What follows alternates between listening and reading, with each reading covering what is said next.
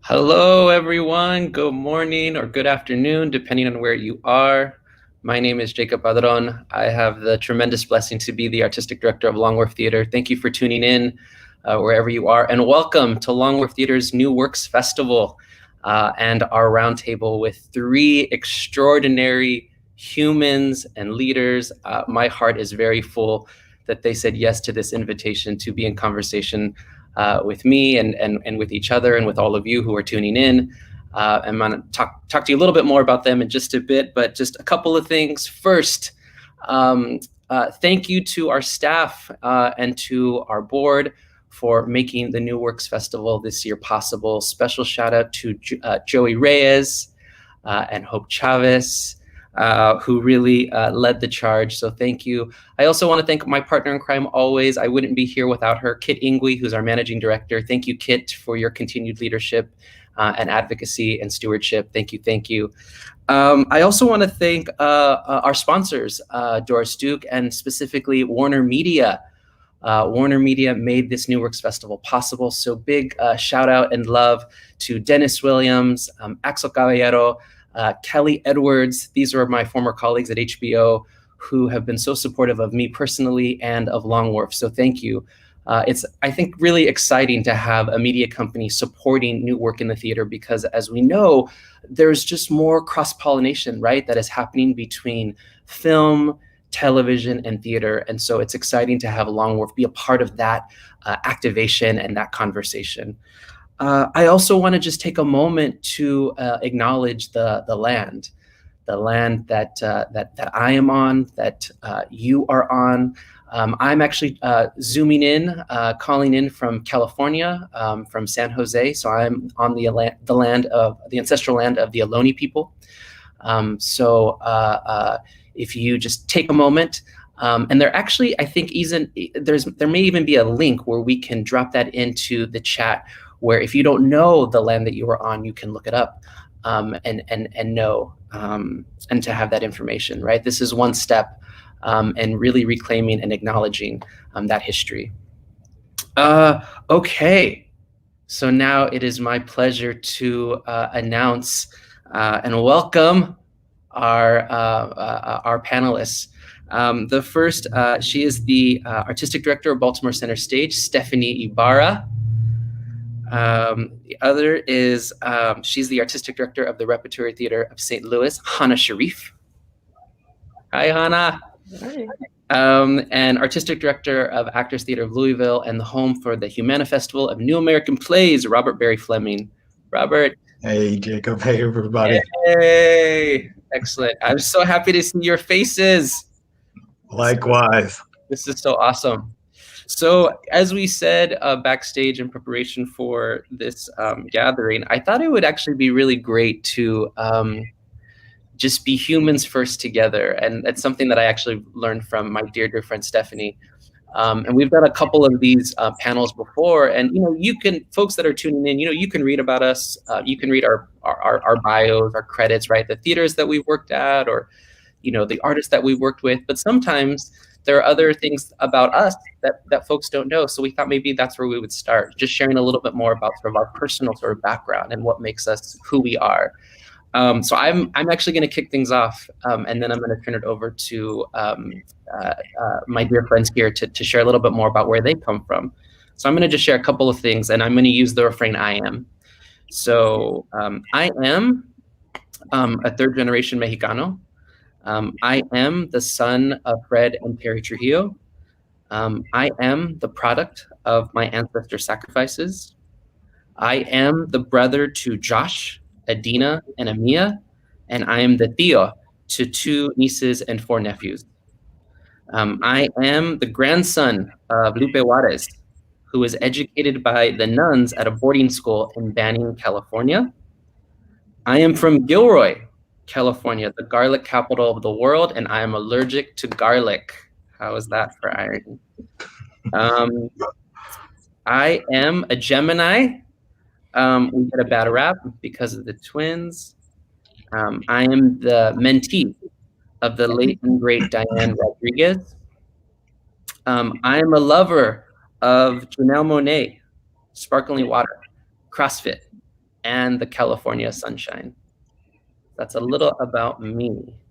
Who wants to go next? I can go. Awesome. I really love this. I think that I have my little list of I ams, and all of these things are much more germane to my identity than any title that I could hold.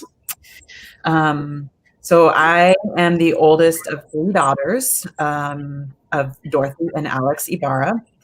I am 4th generation American and a reluctant Texan. I am Michelle. Thank you. That's for you, Hannah. I am Michelle and Jackie's big sister, Roberta's best friend, and Bianca's favorite, Tia. I am an introvert and a bookworm. I am ferociously loyal. I am an Aquarius. And I live up to every bad rap that Aquarians get. I always have 1 foot here and 1 foot there. I am Bed's partner and Bowie's mom. Bowie is a Chihuahua. I am a dog lover. I am currently sitting in front of a beautiful backdrop, and on the other side of it is a disaster of a living room. And just to say, I am unfinished and I am ever evolving. Awesome.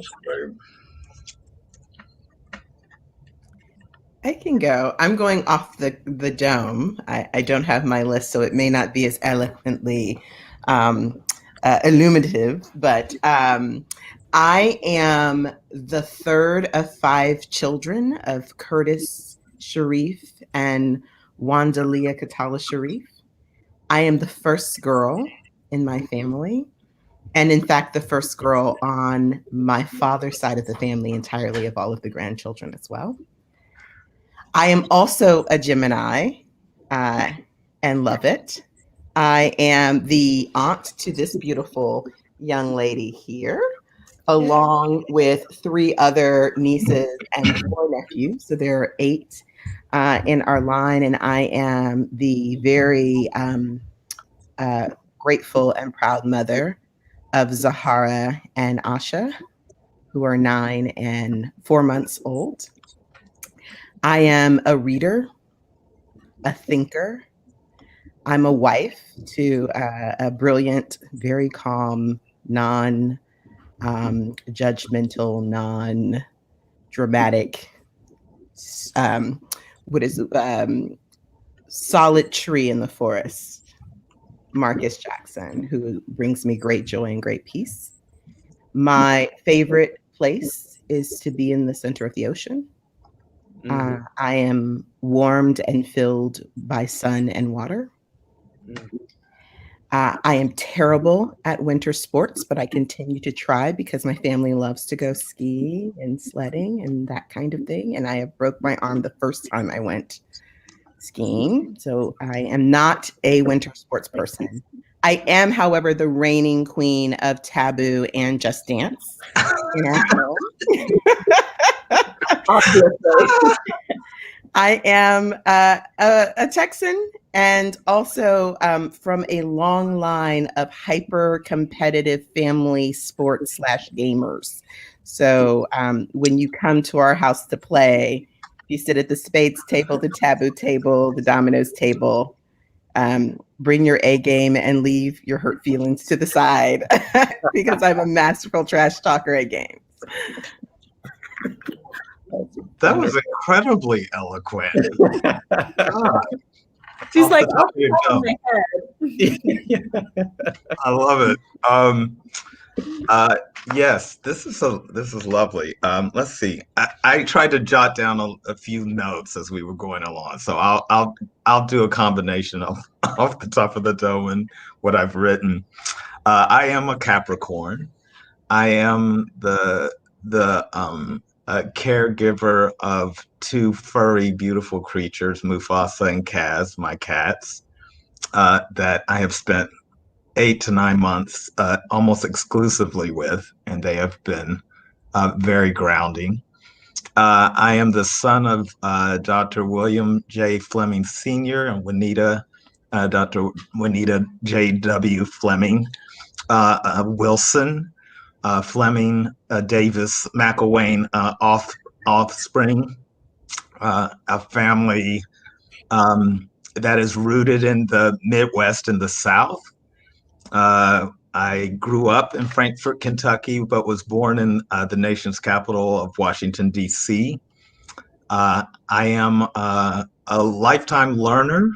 I am the cousin of many Wilsons and McElwains and Blues, beautiful, some of the most beautiful human beings that I've met on this planet.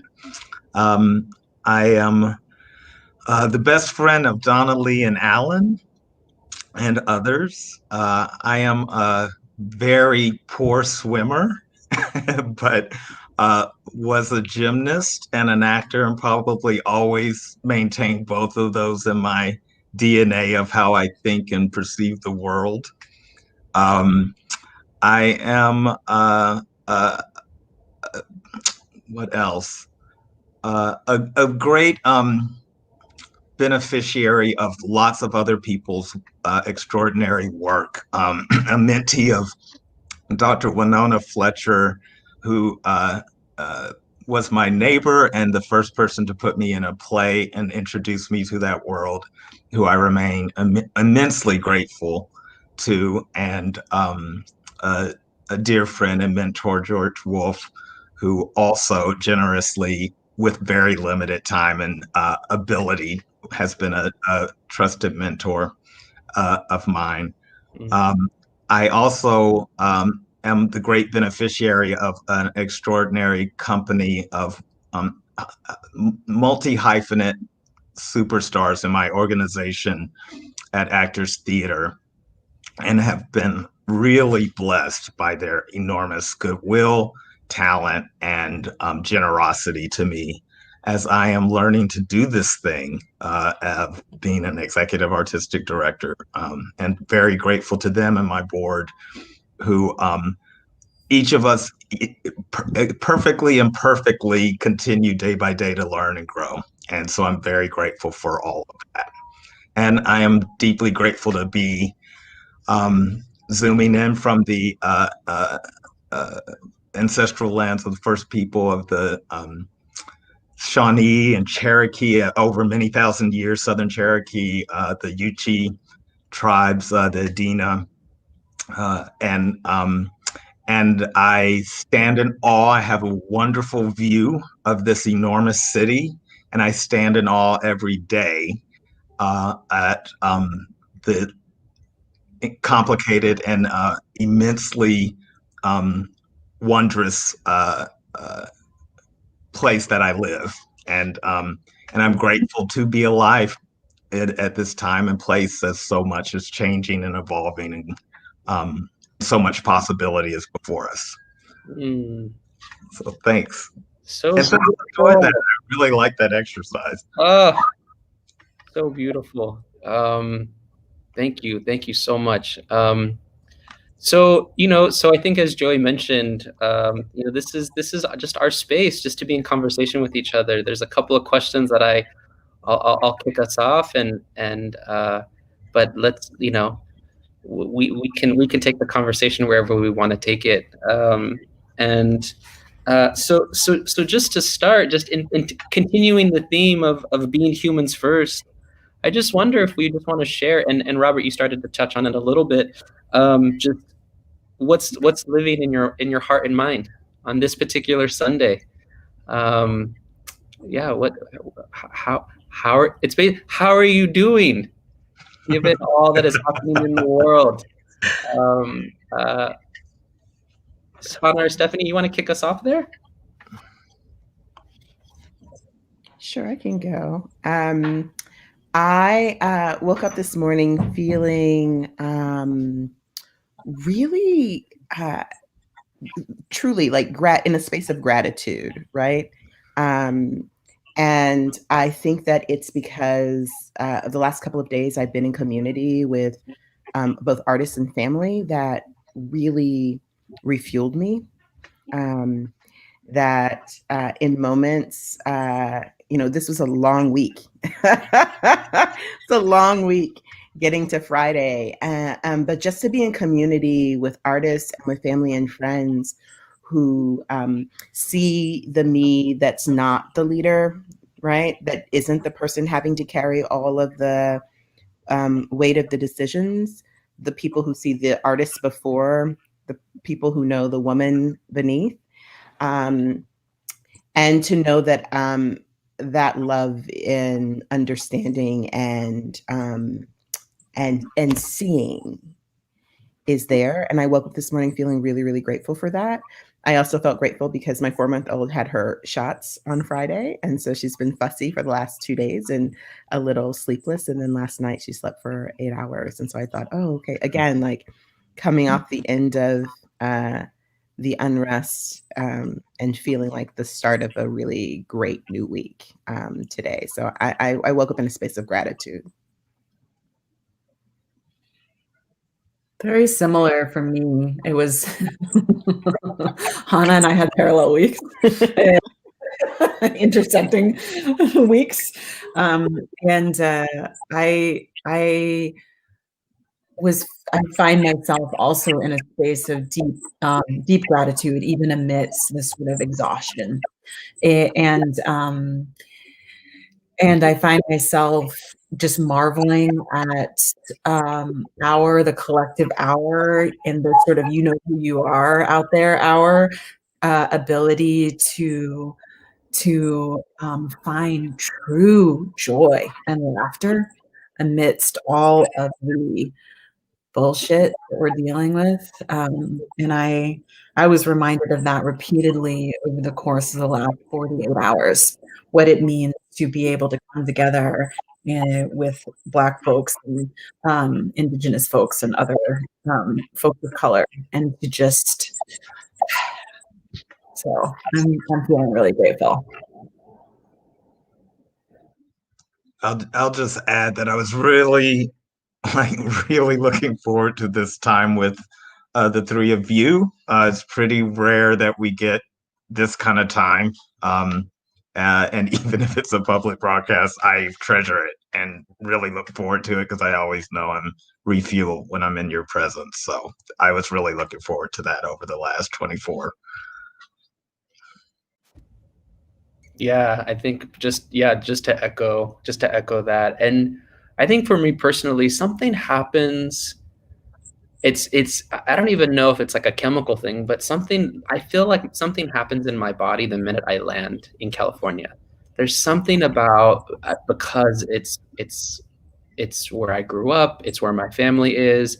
There's something about, even as we were driving down 101, as the lift from SFO to San Jose, just the comfort of being able to like look around and to feel like, oh, this is my home. There's something about there was something about that for me, just in terms of feeling of comfort. And I think, given all the suffering that's happening and how the world is on fire, I think needing things to anchor me, needing things to bring nourishment and comfort.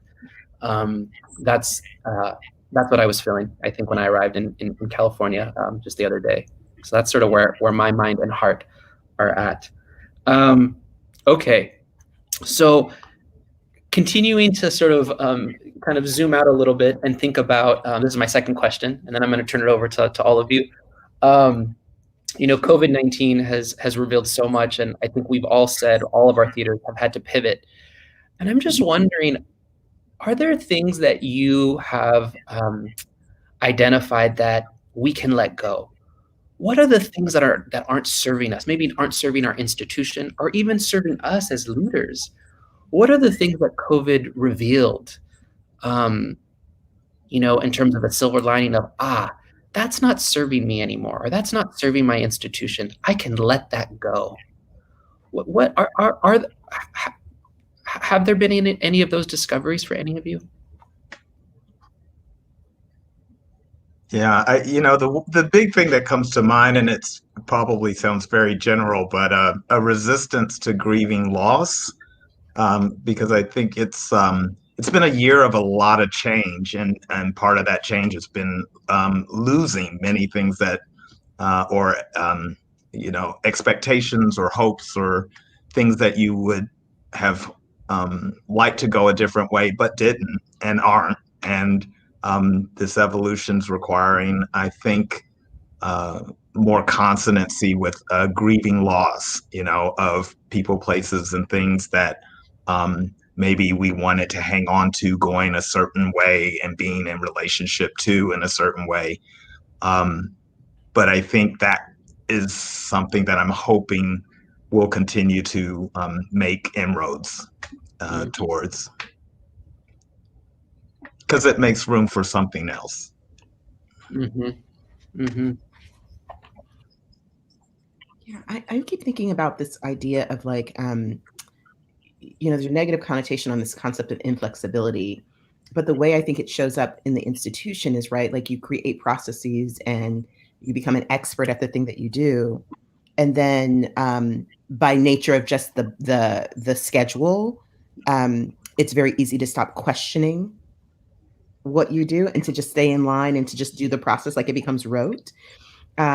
And so that slows down actually the evolutionary process. And so what this moment has done, in the way that the kind of like global industry shut down, and then we had to figure out how do we stay connected and how do we continue to serve our communities when we can't do the thing that we're traditionally doing, which is putting these big, beautiful live productions on stage.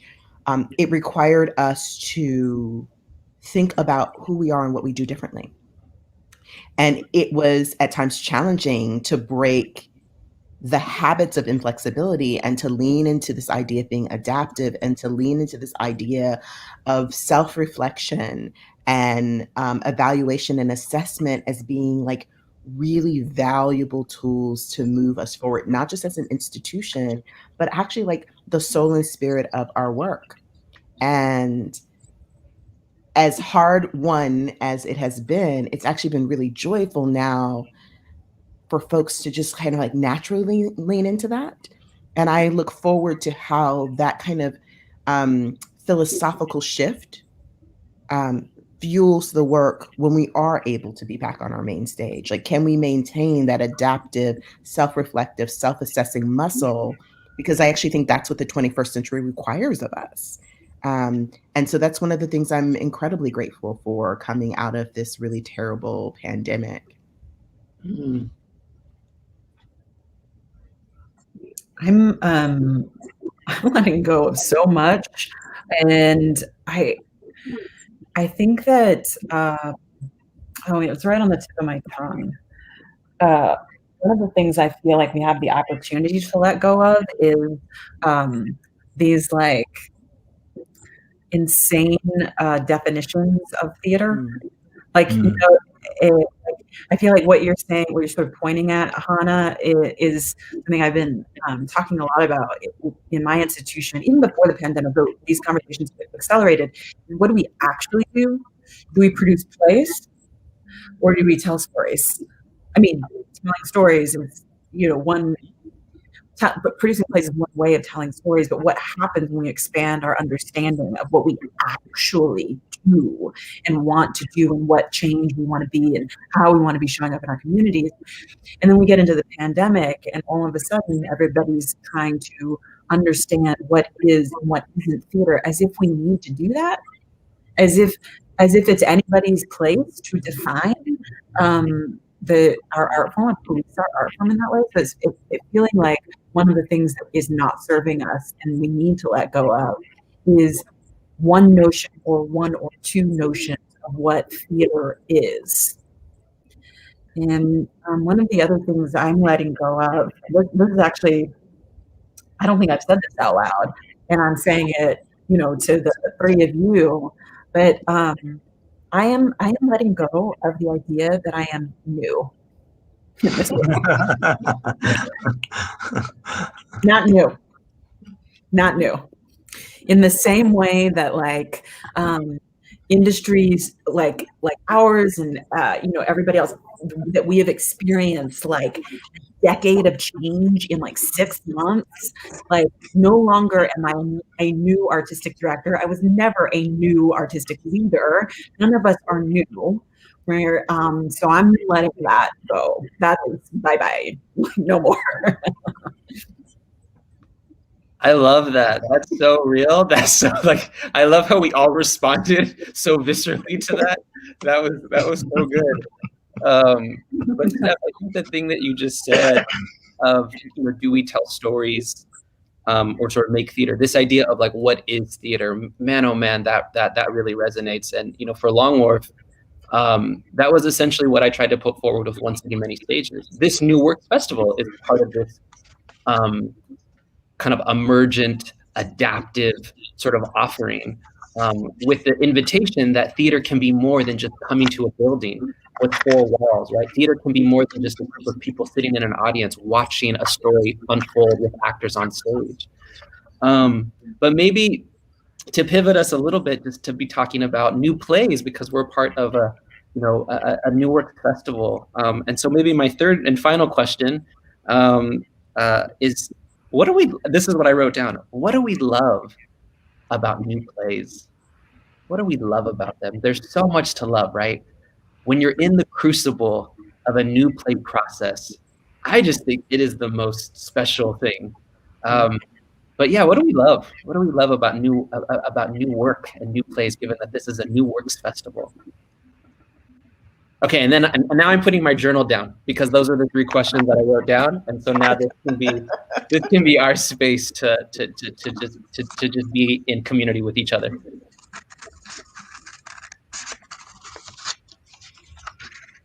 One of the things I love about new work is new voices, and that it often gives invitation to unique points of view, unique perspectives, unique forms of expression that illuminate things that reveal things that you knew somewhere deep in yourself, but someone hadn't given voice to it yet. And every time I hear a new voice in a new work, it's both completely revealing, and then at the same time it's like I always knew that.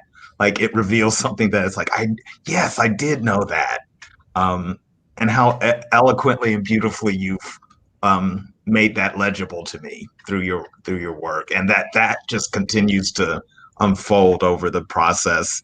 And as arduous as it can be, it's very satisfying to see that take wing, take life, and be shared with others. Yeah, that. And I guess, like, I've been working with new plays coming from various, like, playwrights from various sort of stages in their career for a minute now.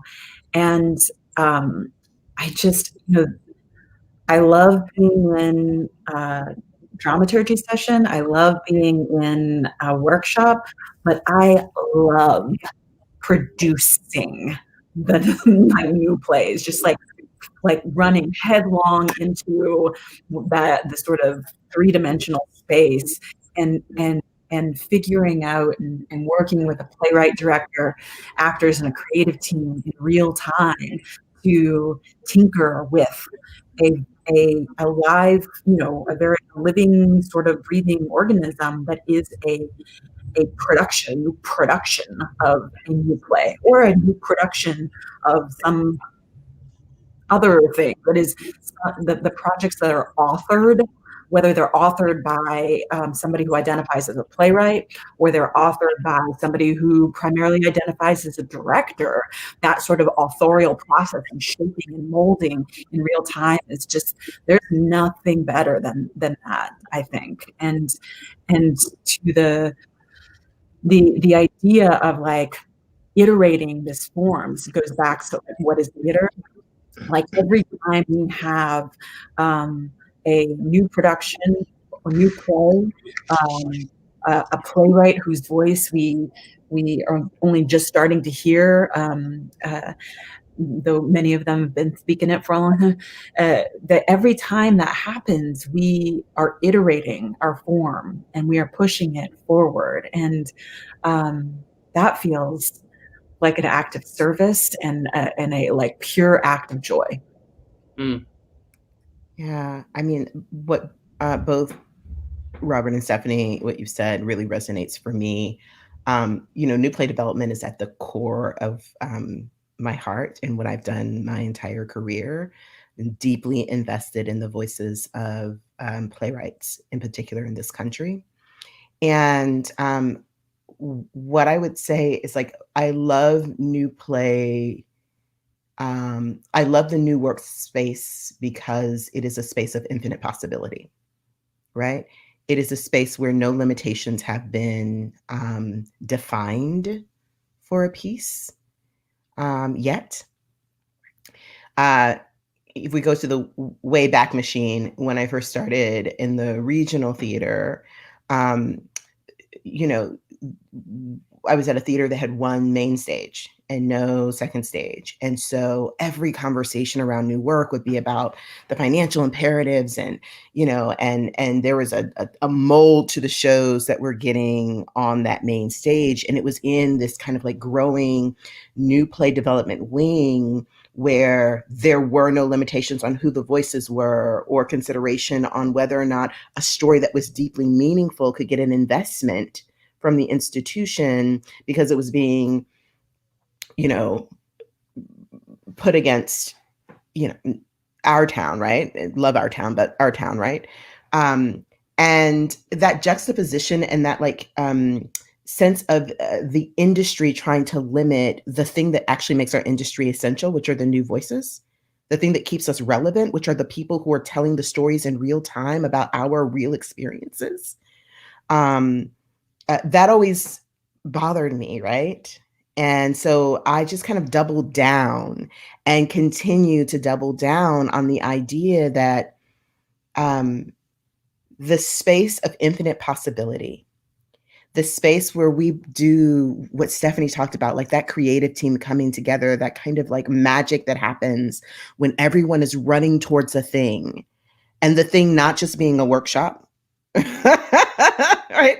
Like, I just want to amplify, Stephanie, what you said, like that your favorite thing is the production, right? The end game of being able to actually do the storytelling in a way that profoundly, connects to our audiences. I don't know why we do this if it isn't about continuing to create space for voices to tell the story of our lives right now. I love classics, but our entire industry depends on this work, right? So is this where, Jacob, we just start talking amongst ourselves? Yes, absolutely. I'm like, but I also, can I just say, y'all, when Hannah shares her reflections, I absolutely pick up my journal again and I start writing it down. I'm like, can I come work for you? Oh my goodness, the space of infinite possibility that new voices keep things essential, that new voices sort of tell us how we live today, right now. Thank you, Hannah. No, I know. It's the Hannah Sharif plenary series. It's like sorry. Plenary church, everyone. Amen. Hallelujah. I saw you go for your journal too, Jay. I saw you. It always happens. I mean, literally, I can go through this journal and it has Hannah Sharif. Just Hannah, we love you. I love you too. So inspiring. So inspiring. I mean, all of you, right? All of you are so inspiring. But I have a question for y'all / us. So apropos of like the what are we gonna let go of, or what are we taking with us? How are you all thinking about new work, new project development in the future? Like, is there in this space where we've accelerated a bunch of stuff inside of 10 years and we've had attrition like a decade's worth of subscription attrition in 6 months too. How does that change our ability to develop, produce, and explore new projects? Well, I too was taking my notes from the Hannah Sharif plenary. And so she pointed the way for me on two things that she just said I want to reflect back, and then one that I want to reflect back to Jacob as well is the three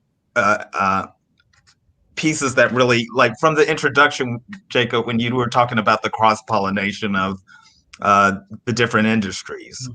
And then Hannah just talked about the financial imperatives having such a strong influence on what gets on our stages. But also, when do we limit that which makes us relevant? And so when I'm putting all of those three things together, and then the infinite wisdom of Stephanie Ibarra, like bringing to the fore, we're looking at enormous attrition around subscriptions and resources. Many of those challenges, as we were coming into our organizations, already kind of at the fore as we began to wonder what I'm going to do about my structural deficit. But then amplified within a year and several months with these two public health crises. And yet, all the possibility, all the agile, nimble pivoting that many of us have done that point the way to the possibilities of the future. And I don't know that there is yet a formula, because the situation remains very fluid and ever evolving. And certainly in my ecosystem, where I'm thinking of my physical, the capital needs that are a reality of the physical space in which we house and staged the work, and thinking of my ecosystem's social justice space and where we are in our evolution culturally together as a community, and what we are letting be known and what we are still defended against letting be known about ourselves in this community. How do I put all of that together when I think about reflecting what is now and how we tell those stories? That is felt very much at the fore, and very much with whatever resource we have, that has to be the key imperative, that we are in conversation with the desperate need to know ourselves as fellow humans amongst ourselves, because that continues to seem to be very, very challenging to simply honor the reality of each of our sacred humanity, regardless of your race, ethnicity, gender, orientation, class. That is inviolate. You cannot obscure that, and yet it continues to really be an enormous challenge for us. So that feels like the big pull or the big calling right now, to say, taking all of those comprehensive factors in together, how can we do that? How can I stay values-based, mission-based, and trying to unlock human potential, build community, and enrich lives through the work that we do? Easy. This is why I was like, this is like church being with you all. My brain just does something different in your presence.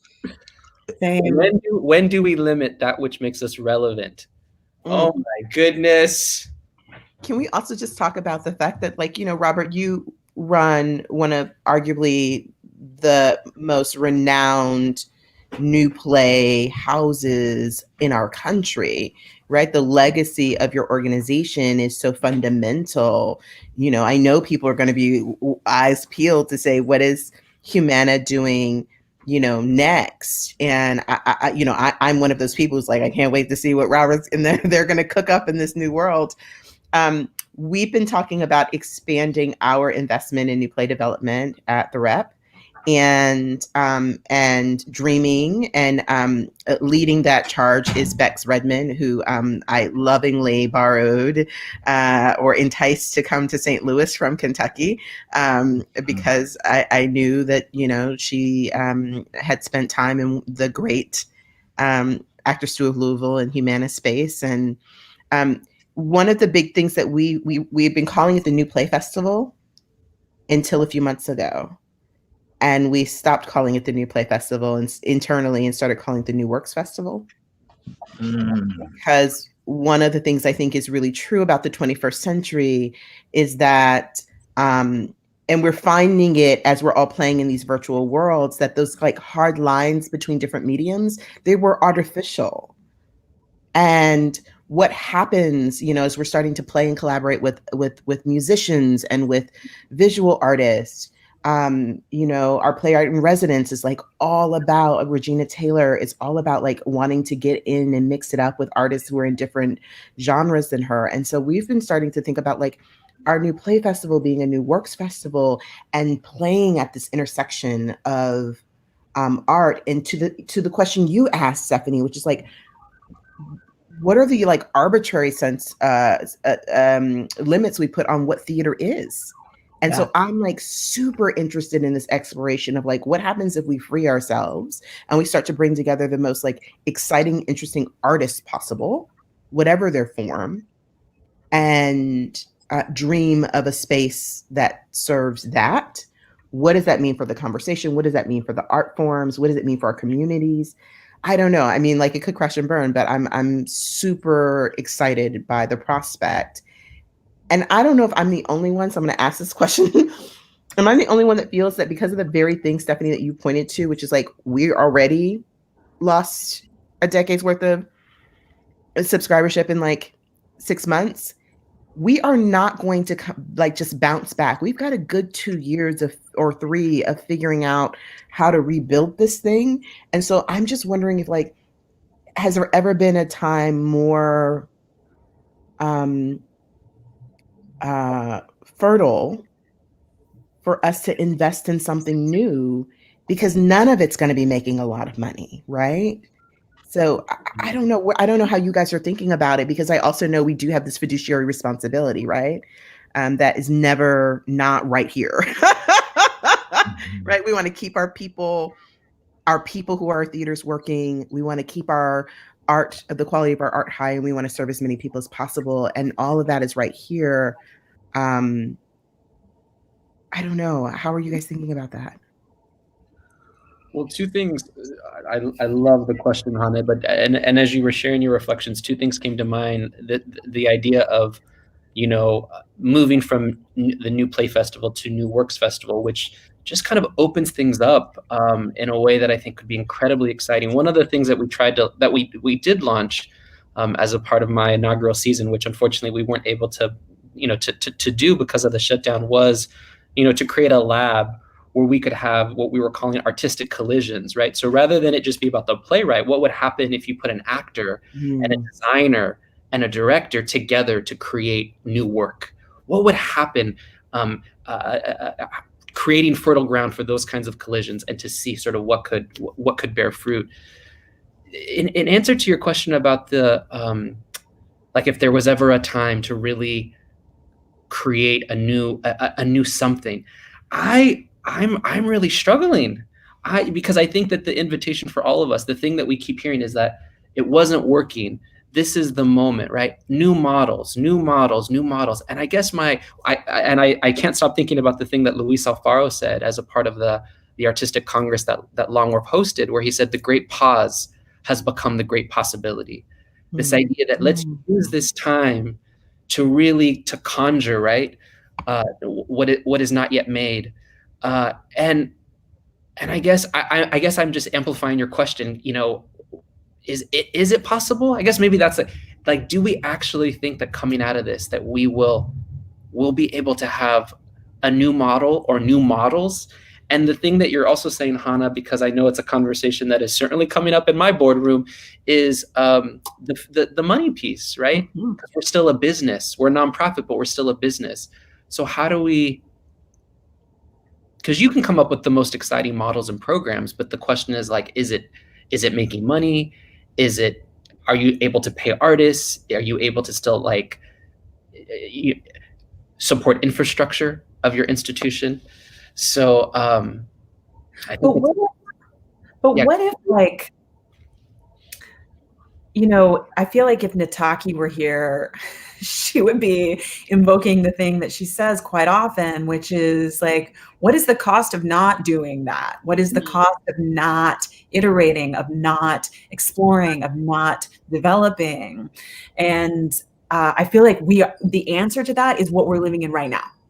Like the fact that the American theater has developed this narrative about new work or unknown equals not financially, you know, that there's a narrative at my theater too about known works, classics, make money, and all of those words. When you start to pull apart those words and poke at what they mean, and then look at the data, it turns out that it's not as a compelling a narrative as we think it is. Mm-hmm. And I wonder, so the things that I think about is like, are we going to come out of this moment with a new model or new models? No. Are we going to keep working toward like, what if we were in a constant state of evolving our model? What if we didn't do what we just did, which is be like subscriptions for the next 40 years? And get so entrenched in it that that getting out of it or moving past it becomes this like national conversation and crisis. What if we were always evolving in some way? And the thing that gives me the most confidence in doing that is this little not Zoom room, StreamYard room right here. Like the fact that we don't have to answer any of these questions alone, but that we get to do it together, and that we are Jacob and Robert and Hannah and Nataki and Maria and more, you know, that we are constantly in relationship to one another and taking little bites at these very big questions and working in community together to start to reach for answers. Like that's the thing that I'm like, we'll be fine, y'all. We'll be fine because we're going there together. Amen. Yeah. The you know, we have to reckon with a kind of mythological narrative that, like you're describing, Stephanie, that locks us into things, and like the lone great hero, the John Wayne, the Humphrey Bogart, the one cis hetero man kind of giving a vision of where we're all going, is so rooted so deeply in the mythos. It's like one has to think of like, what's my relationship to that myth in order for me to see clearly how I might work in community and collaboration. Because I think that's the step that for me, I feel often gets overlooked, is like there's not enough self-awareness to know what's in the way of iterating, envisioning, imagining. And so it's, for me, the lifelong learning in community and being open to what might I find out today? What blind spot might be illuminated today in community that helps me be a little more available to what is really possible? Because I'm not going to have that answer independently. We're not going to come up with it independently. We're going to have an idea, a strategy that has its own implicit biases of our own preferences and our own, histories. And so how do we stay open to not feeling like it's a sign of weakness or vulnerability or not knowing, when all of that is often assigned to you as a historically marginalized person of like, by nature, you're not going to, we already know you don't know. It's like, so while you're navigating that, how might you stay open to still being teachable, and not having to prove I have all the answers, and saying, iterating and learning and being agile and nimble and pivoting isn't the same as being directionless. Because we all have very clear ideas about where we're going, but no idea is without the need for further shaping, carving, evolving, and even throwing out when you say, hey, the data doesn't bear out the operating assumption that we went in with. So I'm excited about that idea of digging in, trying, and iterating, and allowing people to reshape the idea of what that looks like around new work, around business continuity plans, and not locking in when something is failing just in order to say, but we've already committed to this. How do we pivot now if we've committed to it? That it's like grieve the loss and press on. It doesn't work. And once you see it doesn't work, what other possibilities might there be? And creating that muscle, like where that doesn't feel like we're off. No, we're just continuing to grow and learn and investigate and inquire. And isn't it exciting of all that is still possible? Because now we know these 20 things don't work. And now we're getting closer to something that's going to really be sustainable. Yes. But what you're talking about too, Robert, is like a collective paradigm shift from scarcity to abundance. That is like, in a nutshell, what you've just described. If we could just change our frame of mind a bit, then we see possibilities instead of failures, or we see learning instead of failures, and evolution instead of, stasis. And yeah. This is the thing that's so crazy to me, right? We also already do this in our field with our productions, right? If there's an idea for the physical production, it gets R&D'd, and if it doesn't work, the TD goes back and re-engineers it, right? Like when you have a magical moment that needs to happen on stage, we iterate and iterate and iterate until we get to the thing that works, that's the safest, it's the most magical, that fills the need of the show. So I'm like, we have a muscle in our business to do this in the actual work. Why can't our structures mirror that? You would never put an actor in an unsafe space because that's just the first way. That's the way it has been done before. And even if it doesn't work, we're just going to keep doing it. Like, you would never do that. Yeah. I just don't know why there's such a line between the way the work is, the machine that makes the work, and the actual processes and engines that design the shows and the productions and whatnot, right? Like, yes.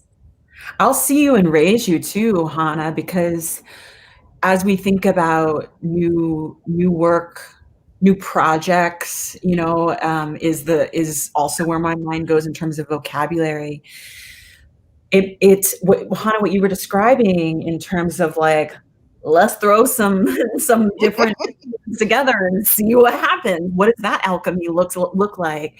That kind of experimentation, I think, will require even different developmental muscles and producing muscles, and even dramaturgy doesn't look like what dramaturgy has looked like before. Thank God, and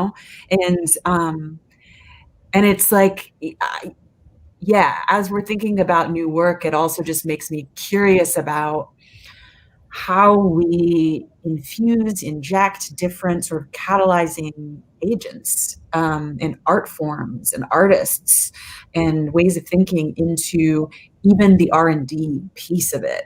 Before we get to the producing piece of it, how are we scaffolding and emergent processes, for artists, and giving them the sort of runway that could be months, it could be years. And that's one of the other things I feel like we don't always layer into these conversations, is we have like models around festivals, we have some readings, but we all know that the artists who we work with, they learn too by doing over and over and over. We're going through a production process over and over and over. So I wonder how we take that learning that you're talking about, that muscle that you're describing, apply it to our business practices, learn from it, but also like keep pushing it forward, even on the producing front. Well, I also, and it makes me think about sort of how we as we evolve and as we think about these new models, it's also about how we think about or how we position new work, right? Because the narrative for so long was that new work was like risky, or new work needed to be put on the second stage, and then compounded by if that new play was actually written by a person of color, then it was like, oh, and so I wonder if that I'm curious what y'all think about that conversation. Like, I think coming out of the pandemic, we see white American theater, all the kind of the very active sort of organizing and conversation that is happening around, I think, for BIPOC artists. Do we think that there will be a shift there in terms of that it is not risky? And part of what I actually, Robert, with the Humana Festival, as Hannah was saying, it's so,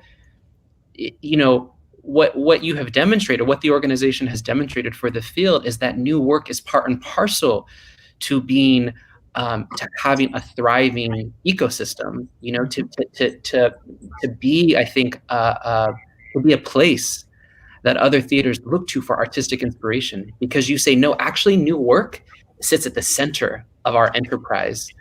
And I just hope that BIPOC artists can also be at the center when it comes to new work. That's the other thing that I'm thinking about. And I we only have about 20 more minutes, and I feel like this is where we can spend, I think, a lot of time sort of unpacking, right? Given the reckoning, given the appropriate reckoning that is happening right now in terms of BIPOC artists, I think we have to amplify their voice and put them at the center, I think, of our work. Yeah, I think, yeah, absolutely. And you're stating maybe the obvious, but the generative conflict in doing that, and the formidable resistance and fear leading that conversation of if it is democratically spread amongst multiple social locations, and the voices that are in that conversation, we are sure to diminishes. It can be a self-fulfilling prophecy for communities that say, well, will you support that work? Will you continue to have an open mind of the possibility of what that is? And with all of the tensions that are rife with how this country was colonized, how it was settled, and so much of that unresolved at the center of it, it feels as if our discipline can only be a reflection of this larger conversation that's going on in our country, and who owns the country and who can claim it.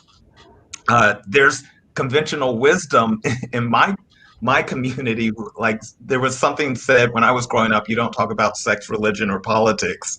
And I don't know if that was a Kentucky thing or a US thing, but it was something that, like, I often say it, and people, do their, in mixed company. You don't talk about those things in mixed company, being something that was a given. And, after 30 years, I was born in DC, but I am a Kentuckian from 5 to 17, and I have returned to my home. And it's like, I do talk about those things. Those things are important for me to talk about for my own sense of well-being, and my own health and wellness, and being in community. And so I say, yeah, Kentuckians do talk about it because I do. And it is also my state, and it is also my home, regardless of where our politics collectively seem to land. I have ownership of this place as much as anyone else has ownership. And I think as we begin to have a sense of this is all our home, the ancestral lands were those who were stewarding them, but there was even welcome to invaders, because there was a perhaps very entirely different understanding of what it means to be in community, and what ownership means, and what collective resource means. But one doesn't have to change their indigenous understanding of what it means to be in community, in spite of, I think, in the long sustained history of time, periods of incredible unrest and domination and oppression, because history does show those are ultimately unsustainable and tend to dissolve. It may be well after many of our lifetimes, but I know I'm planting the seed in the abundance of what nature seems to affirm, that all of our value is something that brings health and wellness and prosperity to any human enterprise. And it's exciting to be able to be someone who does that through art and culture. Mm. Can I say thank you, Robert, for that? It is resonating all through me. This central question is one that my institution is facing, and I know so many other peer institutions are facing, which is this question of like, who are we here in service of, right?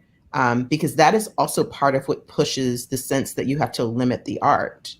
And, you know, I feel like I run the largest theater in the state, which means that my theater's service spectrum cannot be the most limited 1% of the state, right? Like, we're a 501(c)(3), we are here for the public good. So redefining who that public is, who we're creating art for,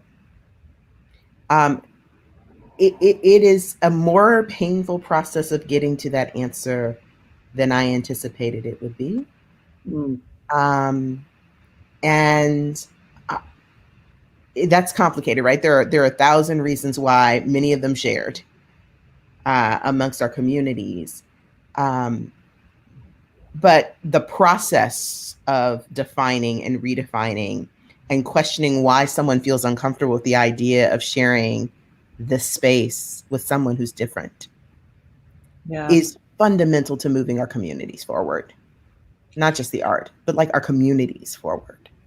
This starts to get out, it starts to dock with, I want to lift up Anne's sort of comment and question in the chat about the constraints of working under oppressive board energy.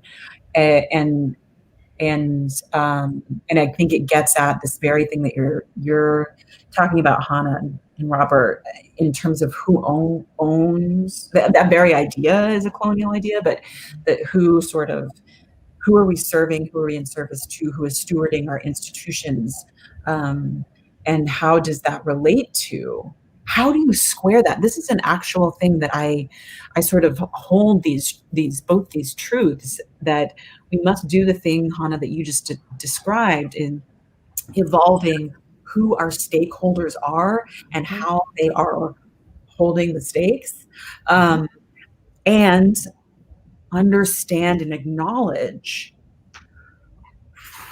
like, who brung us to the dance. And that sort of intersection, and where those two things diverge, I don't believe it's an actual divergence, but that's not how some folks feel. Like, that feels like another sort of crossroads that or a crucible that we're sort of in the middle of, and finally starting to talk about in some concrete ways, which I'm grateful for. But I saw Anne's question and in the chat, and thought that paired nicely with what you were both describing. Can we just go there for a minute with Anne's question? Yes, let's do it. Right? Like, I don't know. I feel like I'm just going to mute myself now. I feel like, here's what I feel like. I feel like I certainly showed up in the search process with the fullness of who I am as an artist, and with real clarity about why I do this work and what the possibilities are, and why I want to be in this community doing this work, and what that evolution looks and feels like. And so I feel like, this wasn't a bait and switch, right? Like, I'm here doing exactly the thing I was hired to do. I recognize that the theory versus the practice of it is different, and that the creation and the expansion, so as you think about expanding being something that stretches you, if you've had muscles that have atrophied, it might be a little painful, but it's still in service of the goal. And the fact that it's painful doesn't mean that the goal was wrong, right? And so, I think that there is I'm trying to say how to say this. For me, I'm doing this work as part of what I believe is how I give back to the universe that created everything, right? That this is servant leadership for me. This is not about me ego. Like, nope. I just want to do the work. And I think that when I look at some of the tactics of oppressive boards, and this is not just this is my regional theater experience of the mini boards, right? Not calling out a specific board. But I feel like I've watched the seat and the title and the prestige of being artistic director be used to try and force someone into a very narrow view or understanding, or to limit the evolution. And I just want to say, like, that doesn't really work for me, because those aren't the important things for me, right? I either want to do this work or I actually don't want the seat. And the seat should go to someone who can do the work in this community, because I understand that the seat is a service seat for the community. So if I can't be the person serving the community and moving the institution forward and moving and filling the needs of our community, right, like, then the seat should go to someone who can do that work. And you can't use the title or the salary to force me into something that goes against fundamentally my value system with regard to the work, because that actually doesn't mean anything to me, right? Like, I'm Wanda and Curtis's daughter, as we started this with, which means that I can always do something else. I'm smart, I'm educated, I am proactive, I am not scared of falling down and picking myself back up. I don't care how old I am, I can reinvent myself again and again and again. And so I will say that there's a little bit of a liberation, but I think that liberation also can be a tension, because the conversation for me, I'm striving in my own institution now, and certainly in the other institutions that I've worked with, to keep the focus on the work and to let people know, like, that is as authentic as it gets in terms of why I'm here to do this work. Amen, Hannah. And I love that you sort of reached back to the top of this to call in the ways that all of us hold our identities and our hearts beyond this title, this industry, any one paycheck, or the sort of the current manifestation of the ways that we are showing up for our communities. Because, and we've had this conversation privately and we'll continue to have it publicly, that's why I really love that exercise at the top too, of being like, it's almost like a meditation or a ritual to think like and in fact, the way that I get to show up authentically is by always having one hand on the parachute, by always having a plan for how I exit if I can't show up as my whole self. And it's crazy to think that, like, we would be put in a position to not do that, because that's the thing that got us to this moment, who we are, and to sort of, I've struggled over many years, but particularly in the last year or so, to hold the line of those values and my own convictions and my own sort of who I am, which means how I show up for you and everybody else.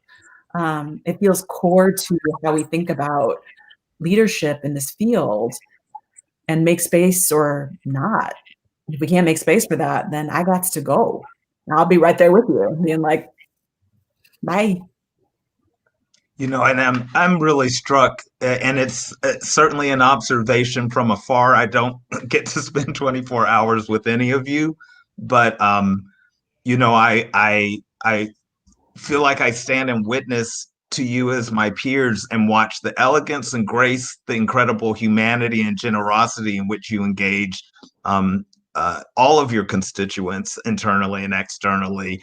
And I recognize that even when that's not met, that is so consistently a part of just who you are, that you continue to come back to the spaces with a sense of resilience and goodwill, while also being very clear about this is what I'm here to do. This is what I was hired to do. I will continue to do that for as long as I am.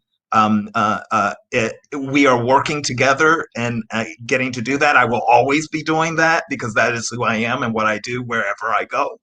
But I just have been deeply admiring of so many of our leaders, and you three at the core of that being so resilient, generous, and even when there are challenges and resistances, and recognizing the nuances of your boards are not like one monolithic group any more than Black people or women or queer people are one group, that you have people in varying degrees of growth and actualization and ability to support, and they are working in tension with their peers as well and trying to figure out how to, my wonderful board chair said, it'll be interesting to see who will come along. And I said, yes, Todd, it will. It's like we're going to see, because he doesn't know any more from his purview than I do from mine.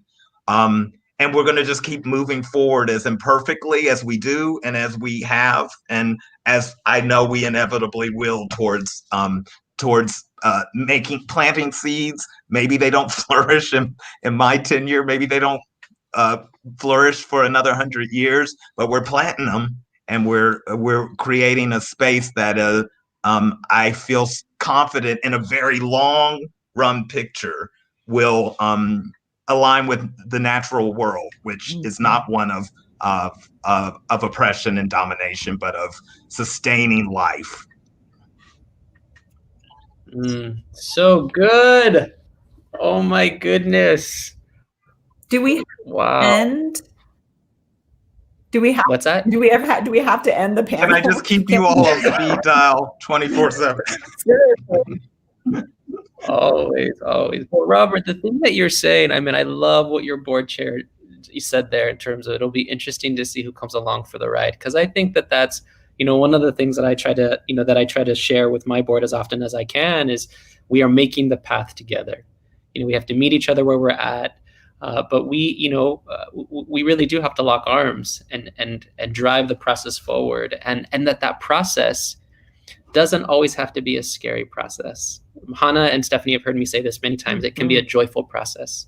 That this work can actually be filled with so much joy, that the work of building an inclusive, restorative institution can be some of the most fulfilling work that you do, and that it is lifelong work. We're not going to solve systemic racism in our lifetime. We're not going to solve oppression in our lifetime. That these are systems that were built well before we were on this planet. But what we can do is that we can be mindful and work in community to dismantle these systems, right? To build the cultures and to build the institutions and to build that larger American theater field that is gloriously kaleidoscopic and inclusive. I think that's the invitation. And that's the work that I'm trying to do with, at Longworth Theater, with my community, with my staff, with my board. And the thing that you also said, which is so important to lift up, is it's imperfect. I am imperfect. I'm going to make mistakes. You are going to make mistakes. The other thing that I like to say is I don't have all the answers. You don't have all the answers. But when we come together, we will find the answers, right? So I think just such beautiful reflections amongst, shared by all of you. I'm mindful that, go ahead, Steph. Oh, I just want to lift up one other thing that Robert said that I hold on to tightly, and that is that our boards are no more monolith than we are. That's right. And I want to just like pull that out and hold that up, because I do think that historically, like, it is easy to paint with those broad strokes, and I know that each one of us have those folks on our board who are, everybody's on a different journey, but we have those folks who we are walking side by side with and who are helping to clear, to body block for us. I'm like, today's football day and I have football happening. So I'm like, they're like our offensive, linemen as we run the ball downfield, sports. So that's all. I just wanted to hold that up. And Robert, I really appreciate you bringing that into the space. Can I say one thing on that front, Stephanie? Because I'm so grateful that you just called that out and amplified it. We were all hired by these same boards for a reason, right? And I actually think that the oppressive forces in boards are often the minority. They just tend to have a loud voice and often some financial power. And then there are the allies on the board who are fighting because they believe fundamentally, and we were hired because we reflect the beliefs and values. And then there's a large swath in the middle that are trying to read the tea leaves. And so I actually have great hope, when I sit with my board, because I know that it's fertile ground, right? Even when it's hard, it's still fertile ground, because the majority are in the middle trying to figure out how to serve in the best possible way and what the right thing is. And everything we're talking about doing feels so new, foreign, and different. And so it's like striking away that fear that Robert, you talked about, and Stephanie, you talked about. How do we strike away the fear of the unknown so that we can actually create something magical and meaningful for our communities? And I'm so grateful for this conversation this Sunday morning, like in terms of like waking up with gratitude and then having that gratitude grow in this hour and a half with you guys. It's just been incredible. Thank you. Thank you for the invitation. Thank you. It is not lost on me how busy and full your schedules are. I mean, you all have your families and other responsibilities. So just on behalf of everyone at Longworth Theater, thank you for being magnificent. Thank you for being with us. Thank you to those of you who are watching and tuning in. Again, big shout out to Joey Reyes, who was our line producer on this New Works Festival. And hopefully you will continue to not only follow the journey of Longworth Theater, but the journey of these three magnificent institutions led by these extraordinary leaders. So, all right, friends, have a wonderful Sunday. Thank you. Thank you, Jacob. Thank you.